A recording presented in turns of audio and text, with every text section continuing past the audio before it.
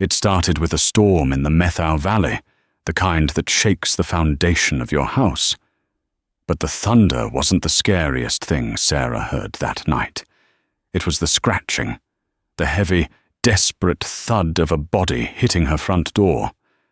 She expected a bear. She didn't expect a massive silver wolf wearing a shredded tactical vest. And she certainly didn't expect it to turn into a pregnant woman bleeding out on her rug, whispering one warning: "The king is coming, and he leaves no survivors." This is the true story of the siege of Blackwood Cabin. You won't believe who or what arrived 3 hours later. The rain in Washington state doesn't just fall, it erases the world. By 10 p.m. on October 14th, Sarah Miller couldn't see past the railing of her porch. The isolation of her cabin, usually her sanctuary after a double shift at the trauma center in Seattle, felt suffocating. Sarah was 32, a woman composed of sharp edges and practical decisions. She adjusted the heavy wool blanket over her knees and reached for her tea, flinching as a crack of thunder rattled the window panes. The power had been flickering for an hour. Then came the sound. It wasn't the wind. It was a wet, heavy thud against the solid oak of her front door, followed by a low, guttural whine that vibrated through the floorboards. Sarah froze. She was miles from the nearest neighbor. Bears were common, cougars possible. She set her mug down slowly and reached into the side table drawer, her fingers wrapping around the cold steel of her Glock 19. She didn't chamber around yet, but she flicked the safety off. Another thud. This one sounded like a plea. Sarah moved to the door, peering through the peephole. All she saw was darkness and rain. She cracked the door, chain still on, gun raised. "Hello?" she called out, her voice steady. A massive paw, coated in mud and fresh, bright crimson blood, slapped against the doorframe. Sarah gasped, stumbling back as the door was shoved open, snapping the chain like it was made of paper. A wolf stumbled inside. But this wasn't a wild animal. It was gigantic, easily 200 pounds of silver and charcoal muscle. It was wearing the remnants of a Kevlar tactical harness, shredded as if by shrapnel. The beast took 2 steps into the warmth of the living room, its golden eyes locking onto Sarah's. There was intelligence there, human intelligence, and terror. The wolf collapsed. "Oh my God," Sarah whispered, her medical training overriding her fear. She holstered the gun and dropped to her knees. "Hey, easy." The sound of bones cracking filled the cabin, a sickening pop and grind that made Sarah dry heave. The wolf's snout retracted, fur receded into pale skin, and the massive paws elongated into trembling human hands. In seconds, the wolf was gone. Lying on the rug was a woman. She was naked, covered in mud, and shivering violently. Her tactical vest was now loose around her human frame. She had a jagged slash across her shoulder, but that wasn't the emergency. Sarah's eyes traveled down. The woman was pregnant, heavily pregnant. The stranger grabbed Sarah's wrist with a grip that felt like iron. Her eyes were still gold, dilated and frantic. "You have to hide us," the woman rasped, coughing up blood. "General Holloway's trackers. They're 2 miles back." "Who are you?" Sarah demanded, already checking the woman's pulse. It was thready, racing at 140. "Captain Lyra Sterling," the woman gasped, wincing as a contraction ripped through her. "1st Battalion, Warwolf Division." She looked at Sarah, her gaze piercing. "My water broke 3 miles ago. The baby is stuck." Sarah looked at the blood pooling beneath Lyra's legs. This wasn't just labor. This was a placental abruption. "I'm a nurse," Sarah said, her voice shifting into command mode. "But I can't help you here. We need a hospital." "No!" Lyra screamed, trying to sit up. "No hospitals. If they find me, they kill the baby. You have to do it here." Do what here? Cut him out, Lyra snarled, her teeth momentarily sharpening into points. Cut him out before I die, or the Alpha King will burn this entire state to the ground to find his heir. The kitchen of the cabin was modern, renovated with quartz countertops and harsh LED lighting, the only sterile environment Sarah had. She had dragged Lyra onto the heavy dining table. The storm outside was intensifying, wind battering the walls like a siege hammer. Sarah had raided her emergency medical kit. She had scalpels, lidocaine, sutures and combat gauze, leftovers from her late father's prepper stash, coupled with her own medical supplies. "Listen to me," Sarah said, tying her hair back. She washed her hands with aggressive speed, dousing them in alcohol. "I don't have general anesthesia. I have local. This is going to hurt. A lot." Lyra was gripping the edges of the table, sweat mingling with the rain on her forehead. "I've taken bullets, human. Just get him out." Sarah injected the lidocaine across Lyra's abdomen, but she knew it wouldn't be enough. The woman's metabolism was too fast. Her body was burning through the drugs as soon as they entered her system. "Who is coming?"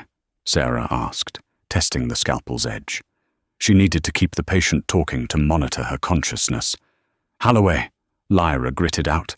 "He's a rogue general. He wants the child's blood. It carries the Alpha Prime gene." "And the father." Sarah made the first incision. Lyra let out a guttural, animalistic roar, her back arching off the table. The lights flickered. Sarah worked fast, her hand steady despite the adrenaline flooding her system. She cut through the layers of tissue, cauterizing what she could with a heated iron rod she'd placed on the stove, medieval, but necessary to stop the bleeding of a shifter. "The father," Lyra panted, her voice weakening, "is Ronan, the Alpha King. He thinks I betrayed him. He thinks I stole the child." "Did you?" Sarah asked, reaching the uterus. "I stole the child to save it from him," Lyra whispered, tears finally leaking from her golden eyes. "Ronan has gone mad with grief. He's destroying everything. If he gets the boy, he'll turn him into a weapon like me."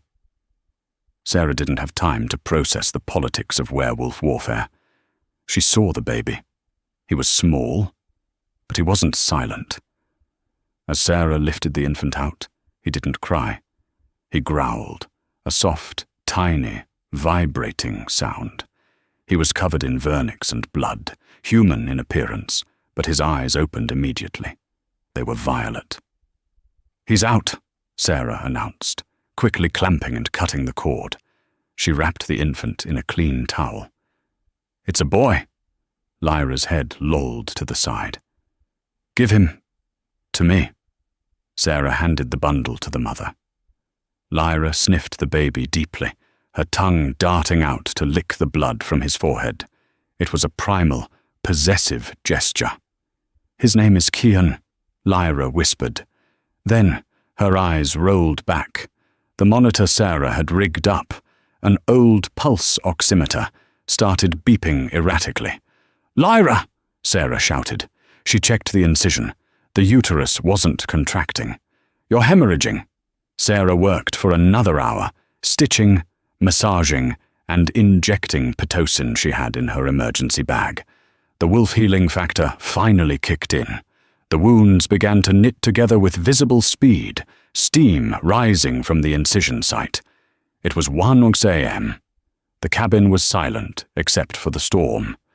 Sarah washed the blood off her hands in the sink, trembling. She looked out the window. Through the driving rain, she saw headlights. Not one car, a convoy. They were coming up the long driveway. 3 black SUVs and a military-grade transport truck.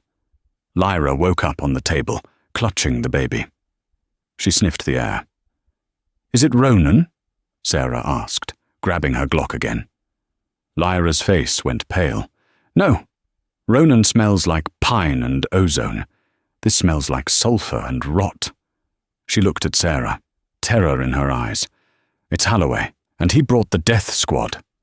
"Can you walk?" Sarah asked, racking the slide of her Glock.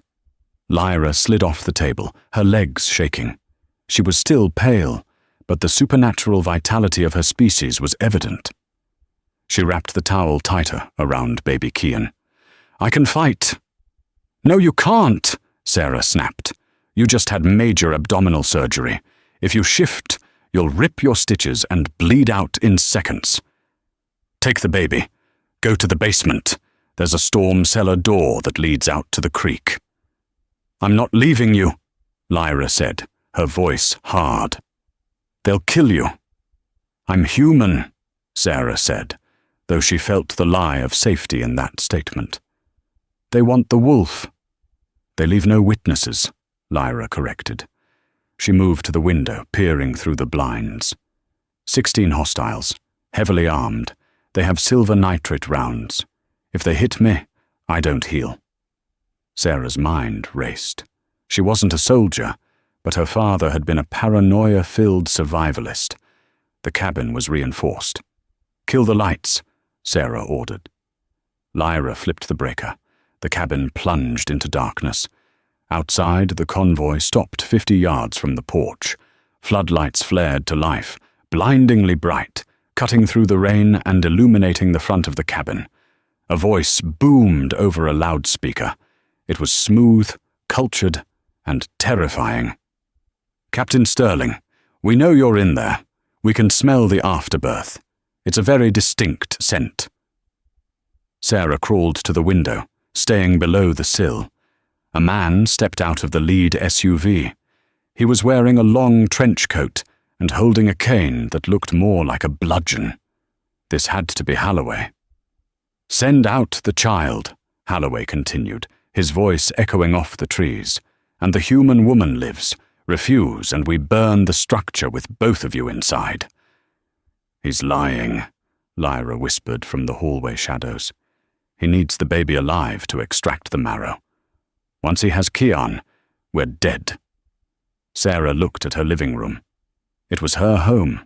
She looked at Lyra, a woman she'd known for 3 hours, and the infant with violet eyes. "Do you trust me?" Sarah asked. Lyra hesitated, then nodded. "Yes." "I have a propane tank hooked up to the gas fireplace," Sarah whispered. "And I have a flare gun in the emergency kit." Sarah grabbed a walkie-talkie from the counter, her only link to the outside world, usually used for logging trucks. She tuned it to the emergency channel, hoping someone, anyone, was listening. "Mayday, mayday," she broadcasted, keeping her voice low. "This is Sarah Miller at the Blackwood cabin. I have hostile paramilitary forces on my property. Shots fired, requesting immediate assistance." She didn't wait for a reply. She turned to Lyra. "Go to the back door. When I signal, you run for the creek." "What are you going to do?" Sarah stood up, holding her Glock in one hand and a road flare in the other. "I'm going to buy us some time." She opened the front door and stepped onto the porch, hands raised. "Hold fire!" Holloway yelled to his men. He smiled, a predatory expression that showed too many teeth. "Smart girl. Where is the captain?" "She's dead," Sarah lied, her voice projecting over the rain. "She died in childbirth. I have the body and the baby inside." Holloway narrowed his eyes. He sniffed the air. "I smell fear and blood. But I also hear 2 heartbeats inside. One fast, one slow." He signaled to the soldiers. "Kill her." Sarah didn't hesitate. She didn't shoot at the men. She turned and fired 3 rounds into the large propane tank sitting on the side of the porch, the one she used for the grill, then dove back inside the house just as Holloway's men opened fire. Bullets shredded the wood where she had just been standing. The sparks from the bullets hit the escaping gas. Boom! The explosion rocked the front of the cabin, blowing the porch apart and sending a wall of fire between the house and the mercenaries. "Run!" Sarah screamed at Lyra. They bolted toward the back door, the heat of the fire licking at their heels. But as they burst out into the backyard, Sarah stopped dead. Standing at the edge of the woods, blocking their path to the creek, were 5 massive wolves. Their eyes glowed red in the darkness. They weren't Holloway's men. They were different, larger, darker. And then a sound cut through the chaos. Not a car, not a truck. The rhythmic thwup, thwup, thup of heavy rotors. Sarah looked up. Descending from the storm clouds like a dark god was a military Black Hawk helicopter, blacked out, with no markings. Lyra fell to her knees, clutching the baby. She looked at the helicopter, then at the wolves blocking the path. "It's too late," Lyra sobbed. "Who is it?" Sarah yelled, raising her gun at the wolves. "It's not Holloway," Lyra said, her voice trembling with a different kind of fear. "It's Ronan. The army has arrived." The helicopter hovered low, the downdraft flattening over the grass. Ropes dropped. Men in matte black armor fast roped down with fluid precision. They hit the ground and immediately formed a perimeter, weapons raised, not at Sarah and Lyra, but at Holloway's men out front.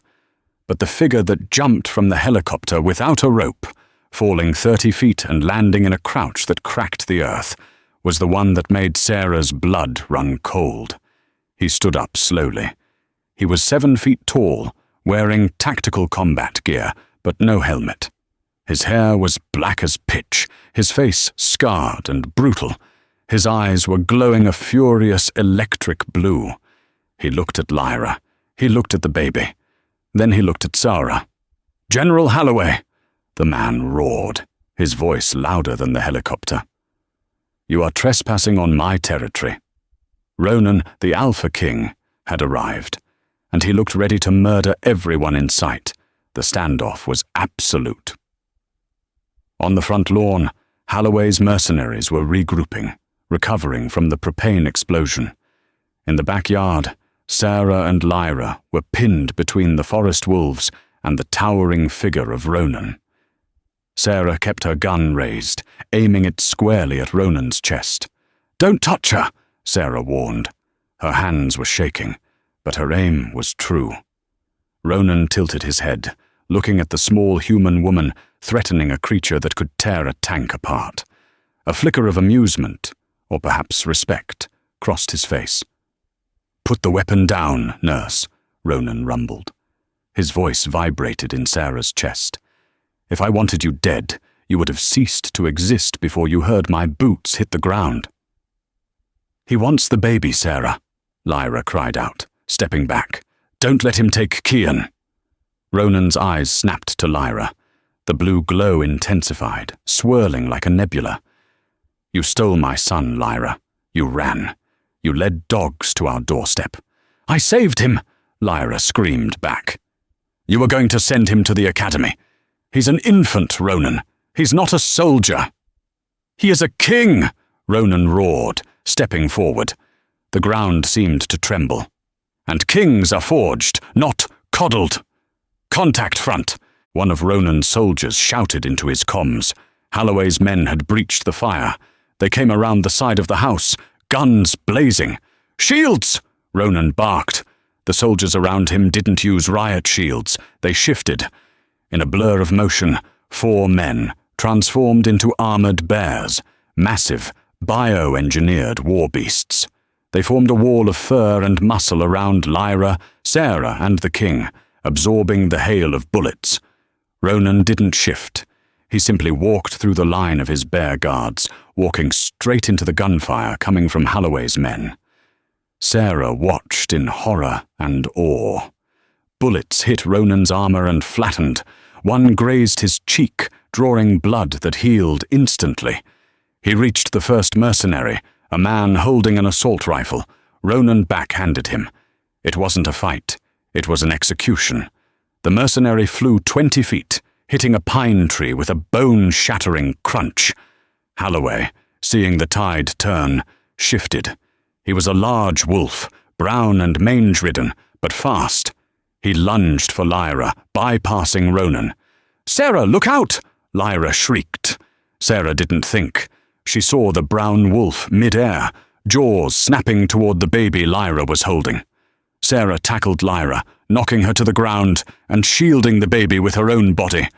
Halloway's jaws clamped onto Sarah's left arm. She screamed as teeth met bone.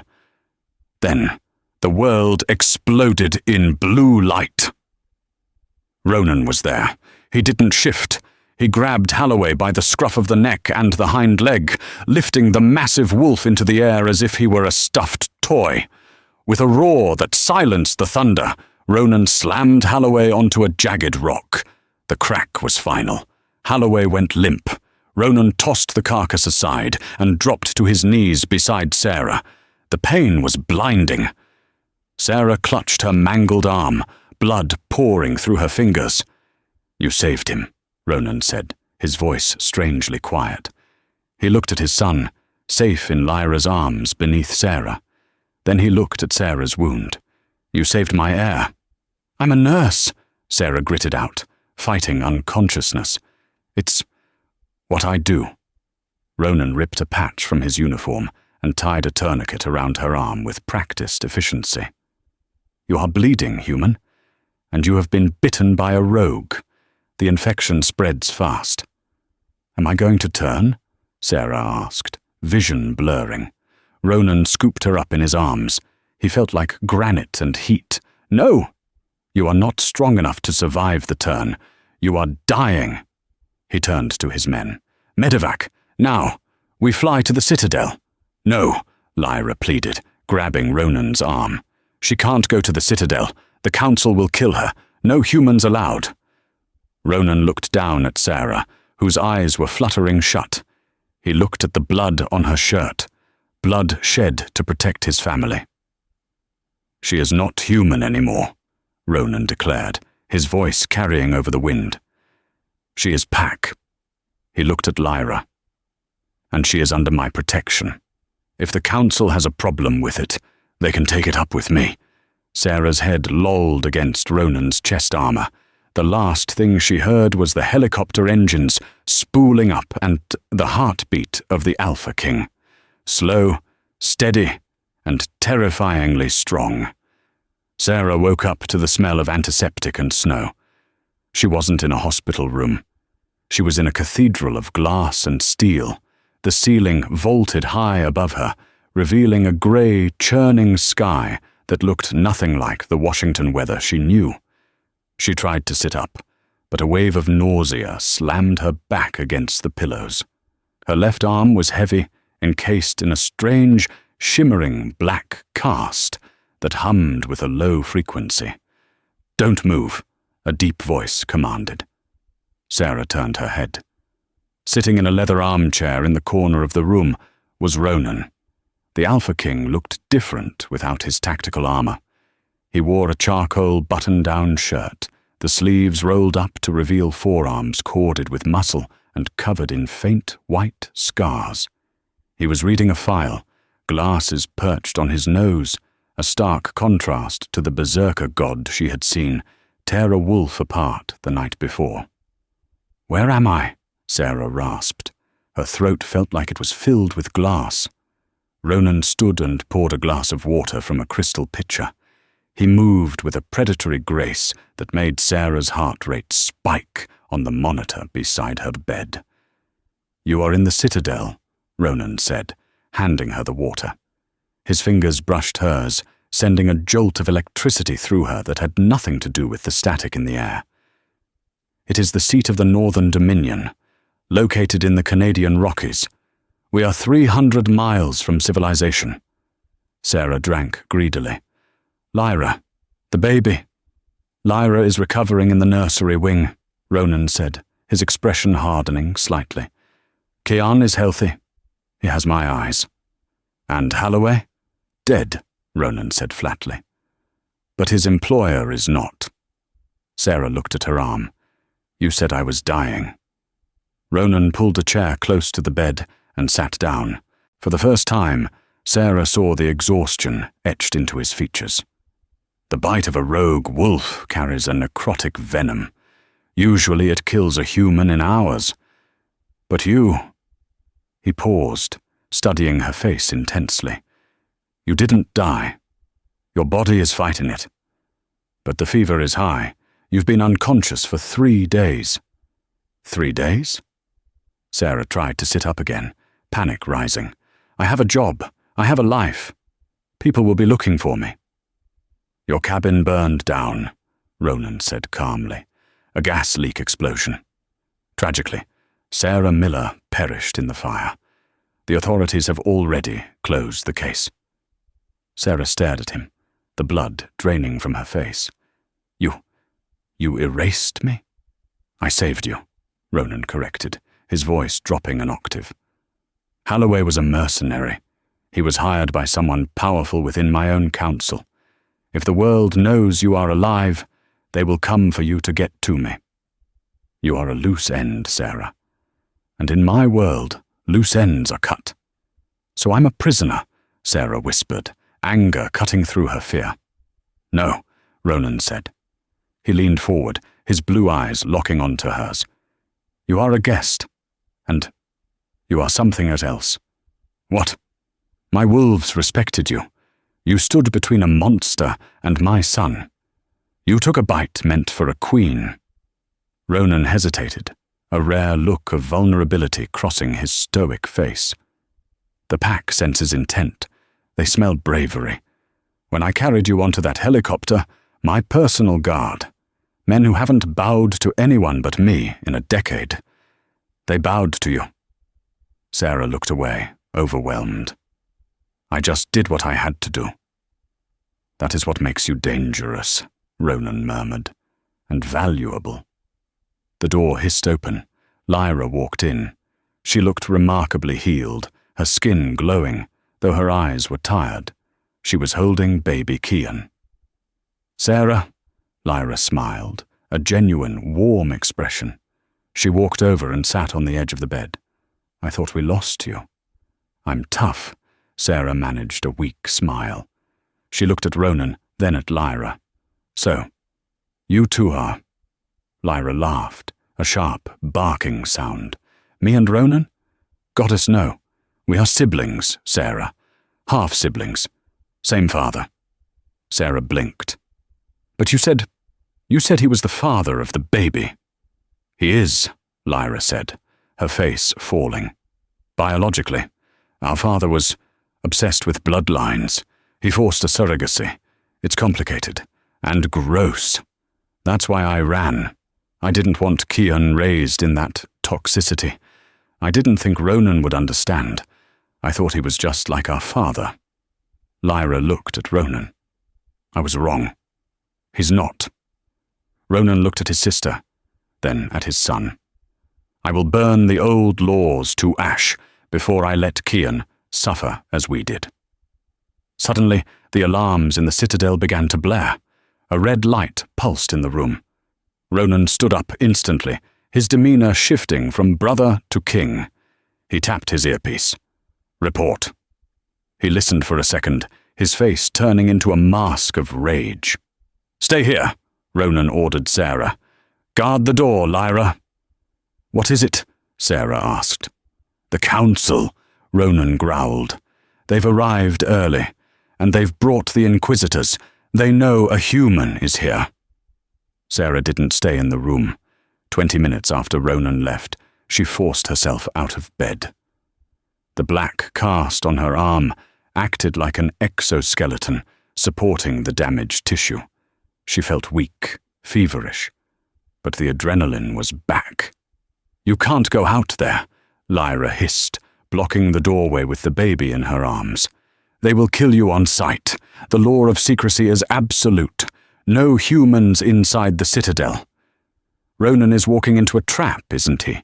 Sarah asked, leaning against the doorframe. Holloway was hired by a council member.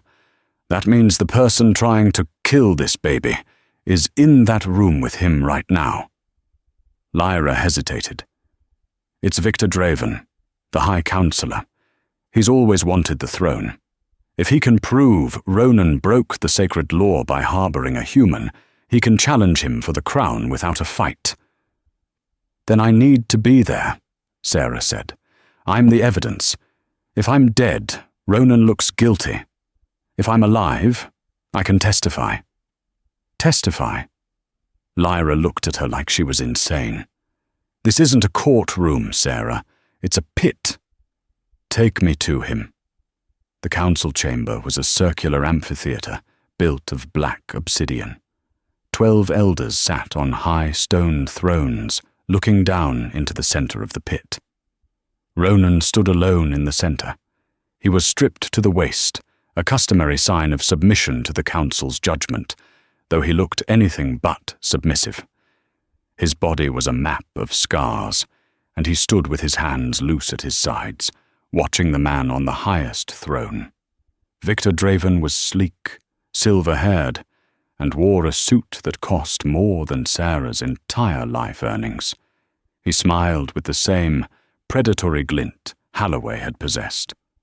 "The charge is treason," Draven announced, his voice smooth and amplified by the acoustics of the room.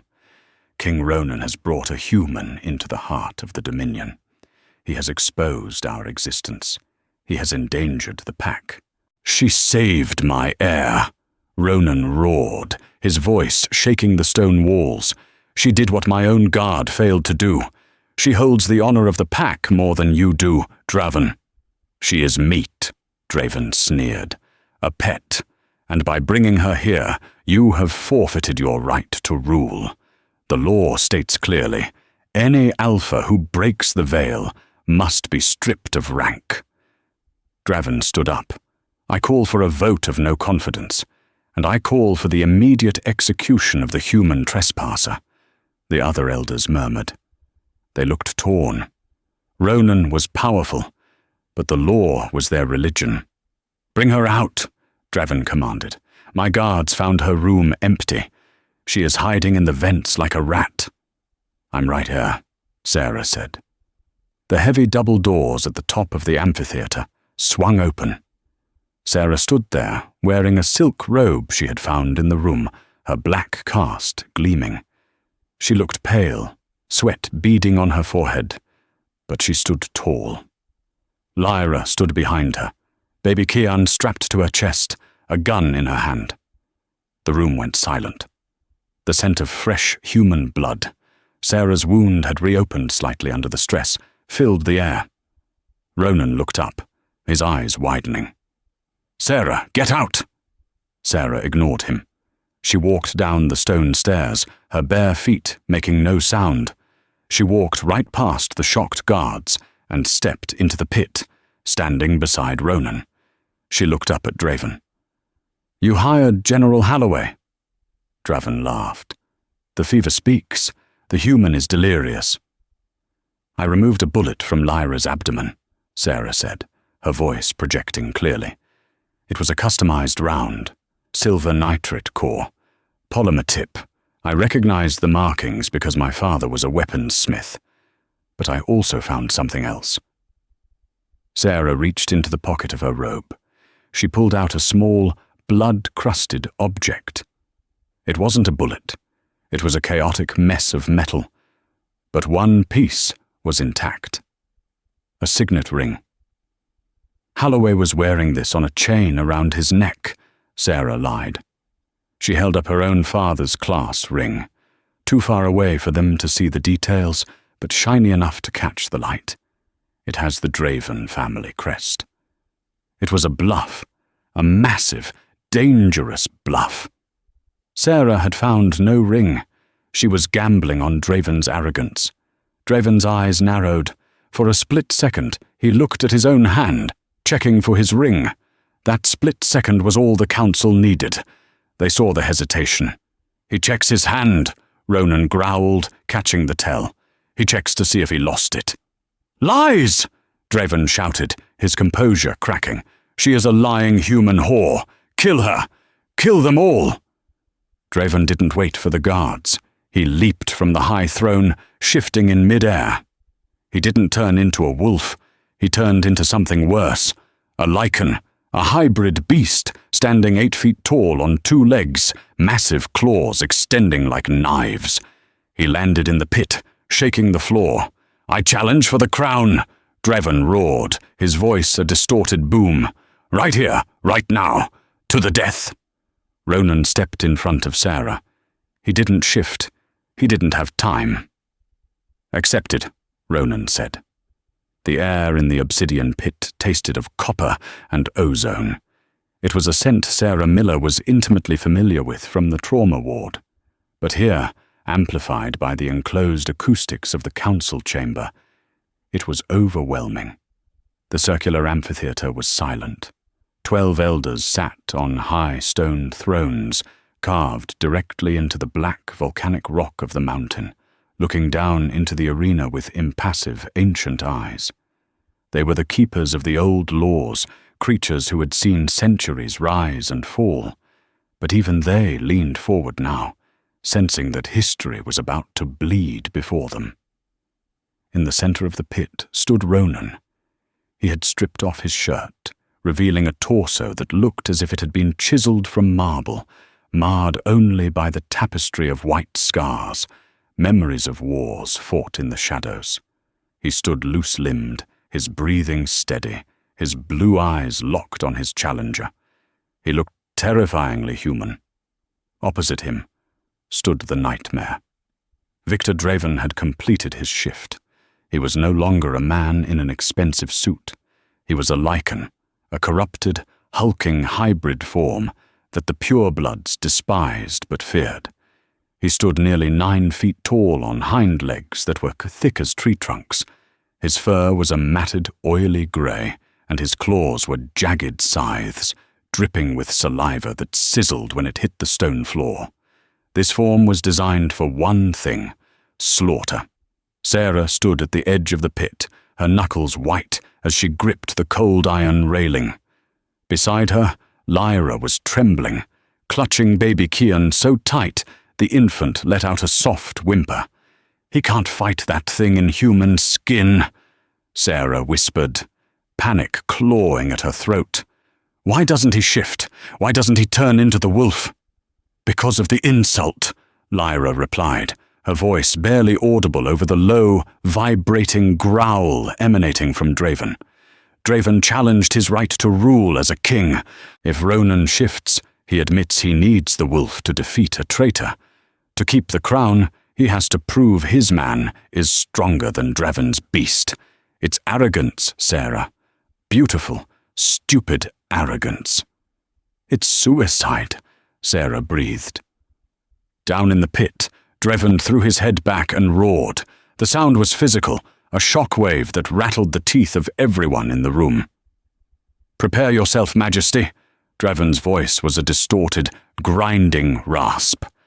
"I will mount your head on the citadel gates before the sun sets." Ronan didn't flinch. He didn't even blink. He simply raised one hand, palm open, in a gesture of invitation. "Come and take it, Victor." The violence, when it started, was too fast for human eyes to track. Draven launched himself across the 30 feet, separating them in a blur of grey fur. The stone floor cracked under the explosive force of his takeoff.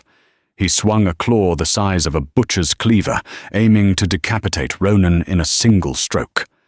Sarah screamed, flinching. But Ronan wasn't there. He had moved, not with the speed of a wolf, but with the fluid, impossible precision of a master combatant. He had ducked under the swing, the wind of the claw passing inches above his hair. As he pivoted, he drove a fist into Draven's exposed solar plexus. It sounded like a sledgehammer hitting a side of beef. Draven doubled over, breathless for a fraction of a second. Ronan didn't hesitate. He spun, driving his elbow into the side of the beast's snout, shattering cartilage.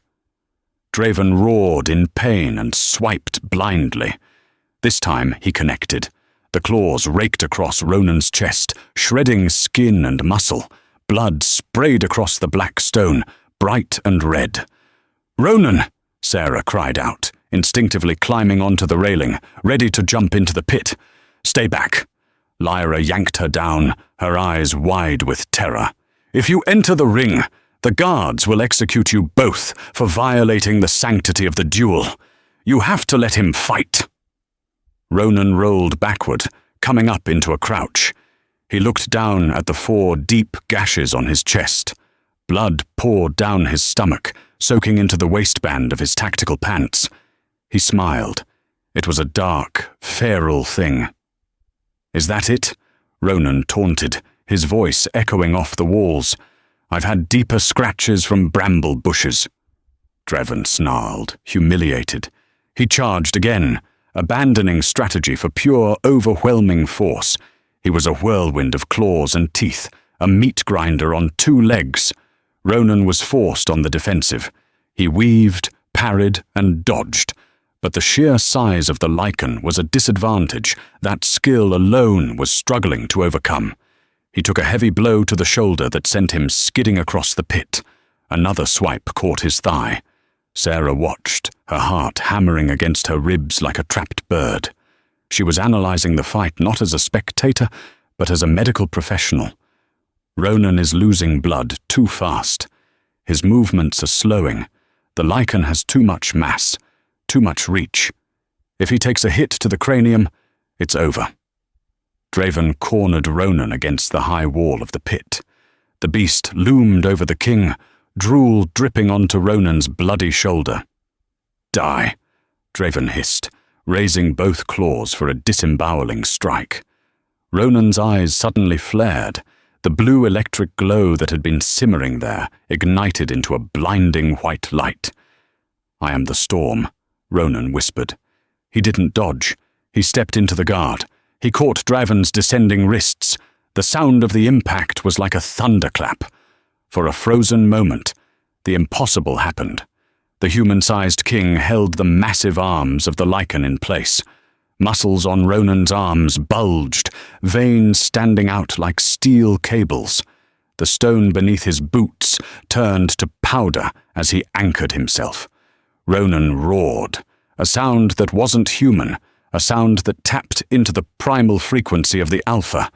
With a twist of his hips and a surge of supernatural power, he threw Draven. He didn't just push him, he launched the 800-pound beast over his shoulder. Draven flew through the air, crashing into the center of the pit with a bone-jarring thud that shook the entire mountain. Before Draven could scramble up, Ronan was on him. Ronan straddled the beast's chest. He began to rain down punches. Left, right. Each blow carried the weight of a freight train. Draven's snout shattered. Teeth flew like confetti. The arrogance of the challenger evaporated, replaced by the terrified whining of a beaten dog. Ronan stopped. He was breathing hard, blood dripping from his nose and chest, his knuckles raw. He grabbed Draven by the throat, his fingers digging into the thick fur. "Yield," Ronan commanded. "Yield, and I will grant you a quick death." Draven was wheezing, blood bubbling from his ruined mouth. His eyes darted frantically around the room, landing on the council, then back at Ronan. "I," Draven choked out, "I yield." The tension in the room snapped. The council elders began to rise. It was over. The king had prevailed. Sarah let out a breath she felt she had been holding for an hour. She sagged against Lyra, relief washing over her. But then she saw it. From her vantage point above the pit, the angle allowed her to see something Ronan couldn't. Draven's right hand, hidden beneath the bulk of his hip, was moving. It wasn't moving in a gesture of surrender. It was reaching into a hidden compartment in the tattered remains of his tactical belt. A glint of metal. A red, blinking light. Sarah's mind flashed back to her father's survivalist lessons. Red light. Detonator. Dead man's switch. Draven wasn't just a traitor. He was a suicide bomber. He intended to take the king out with him. "He has a bomb!" Sarah screamed. The sound tore through the silence of the chamber. Ronan looked up, confusion clouding his battle haze. He looked at Sarah, not at Draven's hand. Draven's eyes lit up with malicious glee. His thumb hovered over the trigger. Sarah didn't think. She didn't calculate. The instinct that made her a nurse, the instinct to run toward the fire, to put her body between death and the patient, took over. She vaulted over the railing. It was a 15-foot drop. She hit the stone floor of the pit, her ankles screaming in protest, but adrenaline masked the pain. She scrambled forward, a desperate blur of white silk and terror. "Sarah, no!" Ronan shouted, seeing her rush toward them. She dove. She didn't dive for Ronan. She dove for Draven's hand. Just as the Lycan's thumb began to depress the button, Sarah's hands clamped over his. She jammed her fingers into the mechanism, forcing his thumb back, fighting for control of the device. "You bitch!" Draven snarled. With a roar of frustration, Draven backhanded her. But this wasn't a human strike. It was a blow from a creature with the strength to flip cars. His massive, furred knuckles connected with Sarah's ribs. The sound was sickening, a wet, muffled crunch of bone shattering. Sarah was lifted off her feet. She flew backward across the pit, a ragdoll in the air, until she slammed into the unforgiving obsidian wall. She didn't slide down. She fell limp, hitting the floor with no attempt to catch herself. The small detonator skittered across the floor, harmlessly sliding away. Silence. Absolute, vacuum-like silence descended on the council chamber. Even the ventilation fans seemed to stop. Ronan froze. He was still straddling Draven, his fist raised, but he was staring at the small, broken heap of white silk across the room. "Sarah," he whispered. There was no movement, no rise and fall of the chest. Draven laughed. It was a gurgling, wet sound. Collateral. Damage. The atmosphere in the room shifted. The air grew heavy, pressing down with a gravitational weight that forced the council elders to grip their armrests. The temperature plummeted. Ronan looked down at Draven. The blue light in the Alpha King's eyes died. It was replaced by a void. A white, hollow nothingness that promised the end of worlds. "You touched her," Ronan said. His voice wasn't a roar. It was a flat, dead thing. "I—" Draven's eyes widened. For the first time, he felt true terror. Not fear of defeat, but fear of extinction. Ronan didn't punch him.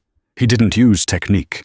He reached down, plunging his hands directly into the thick muscles of Draven's neck. With a sound that made the hardest warriors in the room look away, Ronan ripped. He tore the head from the Lycan's shoulders in one savage, visceral motion. He threw the severed head across the room. It rolled to a stop at the feet of the High Elder. Ronan stood up. He didn't look at the council. He didn't look at his sister. He walked across the pit, his steps heavy, leaving bloody footprints on the stone. He fell to his knees beside Sarah. Her face was pale, translucent almost. A trickle of blood ran from her ear. Her chest was still. Her heart, that brave, foolish heart, had stopped. "No," Ronan whispered, his hands hovering over her, afraid to touch her, afraid he would break her more. "Sarah, come back." He placed his hand on her chest. Silence. "Medic!" Ronan screamed, the sound tearing his vocal cords. "Get a healer down here, now!" "It is too late, my king," an elder said softly from the edge of the pit. The blow. It crushed her internal organs. "She is gone." "She is not gone!" Ronan roared, turning on them with teeth bared. "She cannot go! She is my mate!" The declaration hung in the air like a thunderhead. The elder shook his head sadly. "She is human, Ronan. She was fragile. You cannot mate with the dead." Ronan looked back at Sarah. Tears, hot and angry, mixed with the blood on his face. He grabbed her limp hand. It was already cooling. "I do not accept this," Ronan gritted out. "I am the Alpha Prime. I do not accept death." He lifted his own wrist to his mouth. He bit down, hard, tearing the vein. Dark, viscous blood, glowing with a faint bioluminescence, welled up. It was the concentrated essence of the Alpha line, blood that could burn a human from the inside out or grant them immortality. "Ronan, don't!" Lyra cried out from the stands. "It will kill her faster. Her body can't handle the strain." "She is already dead," Ronan yelled back. "So I have nothing to lose." He pressed his bleeding wrist to Sarah's pale lips. He used his other hand to massage her throat, forcing the blood down. "Drink," he pleaded, his forehead resting against hers. "Fight, Sarah. You fought for me. Now fight for yourself." The blood stained her lips crimson. Nothing happened. Minutes passed. The elders began to descend into the pit to collect the bodies. They approached Ronan cautiously, as one approaches a wounded lion. "King Ronan," the High Elder said, placing a hand on Ronan's shoulder. "We must remove the body." Ronan didn't move. He held her, rocking slightly. "Give her a moment." "Ronan." "I said give her a moment!" And then a sound. A gasp. It was a terrible, jagged sound, like a drowning victim breaking the surface. Sarah's body arched violently off the floor, her back bowed, her fingers clawing at the stone. "Sarah!" Ronan grabbed her shoulders, pinning her down as she convulsed. Heat began to radiate from her. It was intense, scalding. Steam rose from her skin, curling into the cold air. The horrific bruising on her ribs began to fade, turning from black to purple to yellow, then vanishing entirely in seconds. The blood running from her ear stopped. The dent in her skull popped back into place with a sickening, audible click. Sarah screamed. It was a scream of agony, of a body being rewired on a cellular level. "I'm here," Ronan soothed, holding her through the seizure. "I've got you. Let it burn. Let it change you." She opened her eyes. The council gasped. Sarah's eyes were no longer the warm hazel of a human. They were liquid silver, swirling with flecks of gold. The pupils were vertical, predatory slits that dilated rapidly in the dim light. She coughed, expelling a clot of black blood, and took a deep, rattling breath. "Ronan," she croaked. Her voice sounded different, deeper, vibrating with a new resonance. "I'm here," Ronan wept, pulling her into his chest, burying his face in her neck. "I'm here, my brave, stupid girl." Sarah blinked, her vision sharpening. She looked at her hand. The fingernails were slightly longer, harder. She looked at the stone wall across the room. She could see the individual grains of dust floating in the air. She could hear the heartbeat of the elder, standing 10 feet away. Thump, thump, thump, thump. She pushed herself up. She felt electric. The pain was gone, replaced by a humming, boundless energy. She looked at Ronan. He looked exhausted, broken, and more in love than she thought possible. "You gave me your blood," she whispered. "I gave you my life," he corrected. Sarah stood up. She wobbled slightly, but Ronan was there to steady her. She looked at the council elders surrounding them. The High Elder stared at her with a mixture of fear and reverence. He looked at the dead lichen, then at the woman who had defied the grave. "The blood took," the elder murmured. "She did not turn, but she absorbed the essence. It is a legend. The wolf blood." He looked at Ronan. "You have broken the law, King Ronan. You have made a human into a hybrid." Ronan stood tall, wrapping an arm around Sarah's waist. He bared his teeth at his own counsel. "She killed the traitor," Ronan growled. "She saved your king. She survived the Alpha blood. Does anyone here wish to challenge her right to stand by my side?" He looked around the circle. "Victor Draven challenged me. Look where he is. Who is next?" The silence stretched.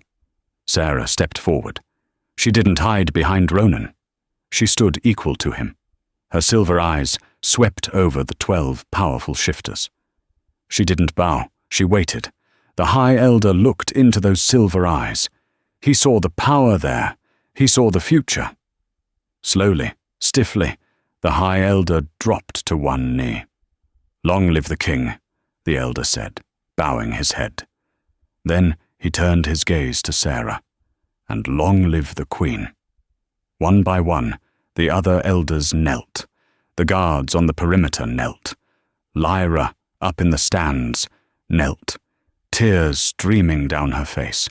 Sarah looked at the sea of bowed heads. She felt the weight of it, the responsibility, the danger, the power. She looked up at Ronan. "I think," she whispered, a small, tired smile tugging at her lips, "I'm going to need a new job description." Ronan kissed her forehead, the bloody, beautiful king of the wolves. "We'll figure it out," he promised, together. 3 months later. The winter in the Methau Valley was harsh, but the new lodge was built to withstand anything. It was a fortress of timber and stone, hidden deep within the tree line, invisible to the human world, but a beacon to the pack. Sarah stood on the expansive deck, watching the snow fall. She wasn't wearing scrubs. She wore a heavy coat lined with grey fur, black tactical pants, and boots laced tight. A rifle was slung over her shoulder, a custom piece, balanced perfectly for her enhanced strength. The door behind her opened.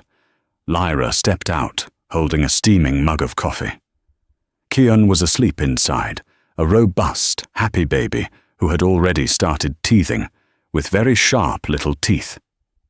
"You're up early," Lyra said, leaning against the railing. "Couldn't sleep," Sarah replied. She took the coffee, her silver eyes scanning the horizon. The perimeter sensors picked up movement in Sector 4. Could be elk, could be a scout from the southern pack. Lyra shook her head, smiling. "You take this queen business very seriously. Most queens just plan galas and buy expensive shoes." "I almost died for this life, Lyra," Sarah said, her voice steady. "I'm going to protect it." A sound echoed from the forest, a deep, resonant howl that made the snow fall from the pine branches. Sarah smiled. A massive black wolf burst from the tree line, kicking up a spray of white powder. It bounded toward the lodge, powerful and majestic. As it reached the stairs, the form shimmered and shifted. Ronan stood there, breathing hard, snowflakes caught in his dark hair. He was shirtless despite the freezing temperature, his skin radiating heat. He ran up the stairs and scooped Sarah into his arms, lifting her off her feet. "Put me down," she laughed, though she wrapped her legs around his waist. "Never," Ronan growled, burying his face in her neck, inhaling her scent. Pine, snow, and wolf. "I missed you." "You were gone for 2 hours on patrol," Sarah teased. "2 hours too long," he murmured. He set her down, but kept his hands on her hips. "The Southern Pack is testing the borders. They heard the rumors. They want to know if the Wolf-Blood Queen is real." Sarah adjusted the rifle on her shoulder. Her eyes flashed that dangerous, beautiful silver. "Let's go show them," she said. Ronan grinned, his canines lengthening slightly.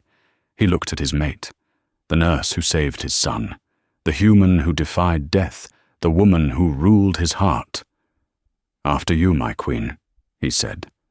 They turned toward the woods together, side by side, running into the wild, ready for whatever war the world wanted to bring them next. And that, my friends, is the legend of Sarah Miller, the nurse who went to war for a stranger and became the queen of the wolves. It's a story about how family isn't just blood, it's who you bleed for. I hope you enjoyed this roller coaster of a story. If you want more intense fantasy sagas like this, make sure to hit that like button. It really helps the channel. Subscribe and ring the bell so you never miss a part. And let me know in the comments, do you think Sarah should have turned into a full wolf, or is she cooler as a wolf-blood human? I'll see you in the next video. Stay wild.